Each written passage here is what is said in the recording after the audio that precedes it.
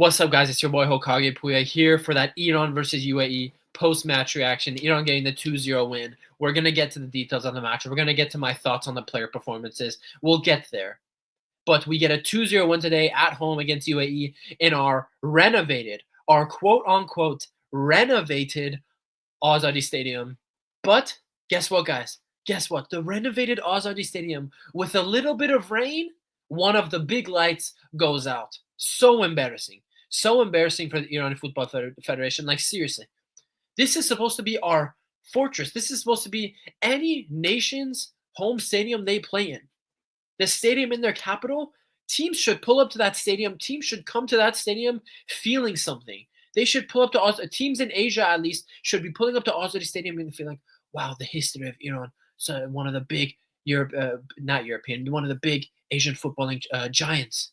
But they pull up to the Azadi Stadium and the lights go out. 29 minutes of extra time, guys. 29 minutes of extra time.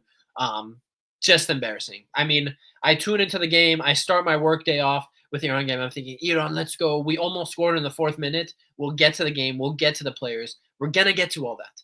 And all of a sudden, the lights go out and we get 29 minutes of extra time in the first half. So embarrassing for Iran. So embarrassing, but whatever. We won. It is what it is. And we're basically going to the World Cup. Yippee. Happy, happy. But anyway, before we get into the match and the players and everything, starting lineup, how things went, for all my Irani people out there, Solano Mubarak. It is Persian New Year. So happy Nowruz to everyone. Hopefully you had a great day. You had your fish, sabzi polaba mahi, and all that. Give the kids the AD. Give them $100, $50. If you're poor, give them a hug, give them a kiss. And yeah, happy Nowruz to all my Iranian people out there. But yeah, let's get to the game. Listen, I thought about the game all day. I couldn't film this reaction right away. I was at work, but I thought about the game more. I thought about the context. UAE is trying to somehow get into second place over Uzbekistan. They were coming here they were going to try their hardest to win. And to be honest, UAE only created one clear chance, and that was in the 94th minute. One clear chance they created themselves. That's not taking into account the one other big chance they had. Saman Ghoddos with the horrible pass back while playing out of the back. And I forget which UAE player it was, but he was literally free and open to go right at Beiranvand and Khalizadeh. And that idiot decided to shoot from outside the 18, and he missed just wide of the left post. So I'm not sure what that guy was thinking, but there you go, UAE. You're just showing why you don't deserve automatic qualification into the World Cup. And most likely UAE is going to be in that playoff tie with Qatar to decide which two of those teams goes to the World Cup, 2026 World Cup. So UAE, I can't say I'm impressed with their performance. I actually expected more from them in this game, which is why I don't know what to make of this Iran performance now. The starting lineup gets announced and people see Cheshmi starting in midfield with Ghoddos. They see Khalizadeh. They see Beiranvand in goal. And to be honest, I don't mind Khalizadeh. If Khalizadeh is going to be called up and he's going to be a senior defender in this team, play him, bro, because might as well get him comfortable in the back line and get him ready for the World Cup, all right? So Khalizadeh starts. I don't mind it. Beiranvand starts. I was interested by Cheshmi starting. I was interested by Ruzbe Cheshmi starting with Saman Ghoddos in the midfield. But all in all, I think it worked out. It did work out in the end, and I thought Cheshmi had a strong game. You guys, in the first half, though, Cheshmi almost ran it back. I tweeted this on Twitter. Cheshmi low-key had a Wales 2022 moment where the ball came out to him outside the box, center of the field, and he literally used the same inside of the foot, right foot shooting technique he used to score against Wales. So literally, when that happened in real time, I had flashbacks. I said, "Oh my God, am I in 2022? Is it 4 a.m. in California in 2022 right now? What's going on?" I literally felt like I had a flashback, like deja vu. But it ended up working out, and overall, the game was good for Iran. Iran gets a 2-0 win. If we're being honest, the two most disappointing things for Iran today is the lack of control. We needed to control the game a little more. We did. Sometimes it was too sloppy in the midfield. Our players are better than UAE's. We could have made this game a little bit easier for ourselves and controlled the game more in certain aspects and certain moments of the 90 minutes. So yeah, our control in the midfield could have been better for Iran. Also, sometimes we just decided to boot it up. We decided to just play long ball. We don't want that, especially a team like UAE shouldn't be forcing us to be playing long balls like 10% of the time. They shouldn't, unless the pass is there. But my issue was a lot of the long balls today, Khalizadeh and whoever, just were not coming off. They weren't to anybody. They were just into open space. There was like maybe 4 or 5 times where the long ball actually worked for us. So is what it is. I was a little disappointed in that. The most disappointing thing for Iran today was the shooting. The shooting. Like let's be honest, guys. Mohebi, great goal. Sadar Azmoun, great goal. But you guys, am I gonna act like Sadar Azmoun before his goal at the end of the first half? Am I gonna act like Sadar Azmoun didn't have a clear cut, open shot, no one marking him at the edge of the 18-yard box 2 minutes before he scored, and he shot to Mexico? He shot to South Africa? Am I going to forget that? No, I'm not going to forget that. So our finishing should have been better today. Golizadeh should have scored on. Mohebi should have had a brace. Azmoun should have had a brace. Who else? Gayadi had an excellent chance as well. Actually, Mohebi could have had a hat trick.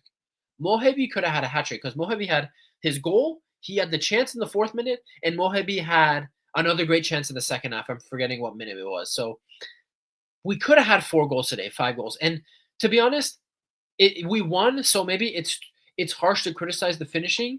But let's be honest, for this team to keep growing and more confidence and to be more impressive, the next level is for Iran to be more clinical. The next level for this Iran team is to not have this loser mentality where, oh, we still won 2-0. Oh, it's okay if we missed 4 or 5 easy chances. No, that's not good enough anymore, you guys. Iran is not. I said this in my last video. Shout out to Darren in the pre-match analysis for these games for Iran.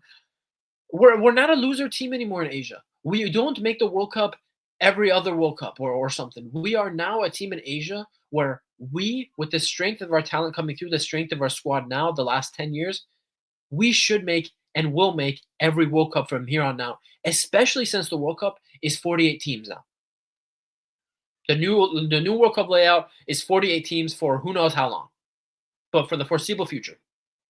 Iran will make the World Cup each time. Now it's, okay, we're going to make the World Cup. How can we grow as a team during the World Cup qualifiers? How can we grow as a team during our friendly games or whatever, during Asia Cup? How can we grow as a team? Well, let me tell you how we grow as a team. We won.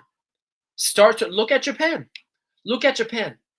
We need to start controlling games like Japan. Now, I'm not going to lie. We don't have Mitoma, Kubo. We don't have the midfielders of Japan's quality. I'm not delusional, guys. I'm not an idiot. I'm not a khar, as they'd say it. I'm not a khar. But that's not a bad goal to have. That's a great goal to have. We should control games more. We should work on controlling games. Goldos, whether it's Goldos and Cheshmi in midfield, Goldos, Ezatullah, whoever is in midfield, they should look to practice on controlling the game, not make stupid passes. Don't force passes. Play smart. Play more efficiently. Play more effectively. That should be one goal for this Iran team. And another reasonable goal to work on the next year before we go into the next World Cup in what? 11 months time, 12 months time? Or no, sorry, like 15, 16 months time. Finish. Have a higher conversion rate of your chances. Instead of scoring 2 out of 8 or 9 chances in a game, score 5 or 6 out of 9 chances in a game. These are good and reasonable expectations to have for this Iran team, especially when we have Azmoun, Gayadi, Mohebi, great players, Taremi, who didn't even play today, Jahanbakhsh. We have players who can shoot. We have players who can score. Now show us you could do it more efficiently. Azmoun and all these guys. You're good enough. You're good enough. Just show it more. Go from 2 chances out of 9 to 5 chances out of 9 scored. And I'll be happy. I want that progress. Because what I'm seeing from Iran the last couple of years, last 3-4 years, is there's too many times in World Cup qualifiers, Asia Cup, friendlies, whatever. There's too many times where we're okay with having 2 chances scored out of when we could have scored 8. when we could have scored 7. That's not good enough. We need to take it to the next level. Um, so yeah, I think a lot of people were also a little upset with Amine Galanoy about the certain players not playing. I think it cut him some slack. I said it in my preview video I posted a couple days ago. I don't expect Amine Galanoy to give newer guys more chances these next 2 games. The important thing is we got the win against UAE. If we could just win against Uzbekistan, we will confirm basically first place, guaranteed. We will be strong enough to finish first place, even if we give new people chances in our last 2 games against Qatar and North Korea. Absolutely, absolutely. We could then, by beating Uzbekistan also and getting some distance over them, right? In those games in June when we play Qatar, North Korea, then we could give some more game time to Hossein. Then we could give some more game time to the young defenders of the team coming through, right? But I do agree with Galanoy's approach here, where we just need to confirm these wins against UAE and Uzbekistan, and I really believe that he will give more young players minutes come June. But today, this is not the time. We just want to be serious, confirm qualification, and go. Because let's be honest, guys, we're not like Japan, where Japan can play their B team and they could win. The Japan can play their A team and win 7-0, and then play their B team the next game and still win 7-6, 5-6, or 7-0. We're just not like that. Iran doesn't have the talent, the depth like that. But we're not far off that. We still have a lot of quality players on the bench today. Our bench was kind of strong today. And we have some injuries, some players who couldn't be called up to the team. So I'm happy with today. 2-0 UAE, decent team, one of the more decent teams. And they're not a giant team in Asia, but they're a decent team. And they were decent coming up to today in the World Cup qualifying. And they're desperate to finish the playoffs and potentially get into top 2. So we'll see. We'll see. So I would do individual player ratings, but who cares, man? I feel like people don't even watch my individual player ratings. I'll just stick to doing that for Bayern and stuff like that. But for the national team, these are my thoughts. And yeah, going into that Uzbekistan game on Tuesday, right? It's on Tuesday. I'm not expecting a lot of rotation. I'm expecting Osmun, Mohebi, all those guys to start. I'm expecting Godos in midfield, Khalizade in the back, Mohammadi and Beiranvand and everyone playing. I expect all those guys. Don't expect Hossein.